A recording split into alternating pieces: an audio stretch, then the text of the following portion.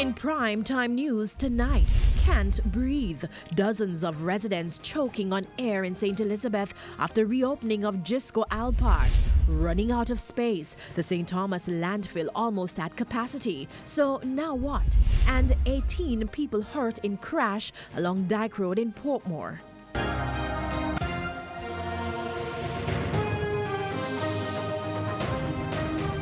Good evening and welcome to Primetime News on air and online at onespotmedia.com. I am Archibald Gordon. And I'm Janella Precious. Also this evening, the top business stories of the day, and Herman Green has our preview. Thanks, Janella. Well, there are major organizational changes have been announced at the RJR Gleaner Communications Group.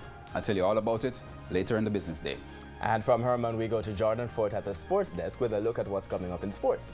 Yes, Archie. Well, one West Indies fast-bowling legend is warning the current president from making sweeping changes ahead of the Cricket World Cup. I'll tell you more about that in Primetime Sports Monday. All right, there's also sports commentary, E-Prime, and weather in this newscast. But before the break, the feedback question. We're asking, what steps do you think the authorities can take to prevent the spread of fake news? You can share comments online, facebook.com/Television Jamaica, and tweet us at Television Jam.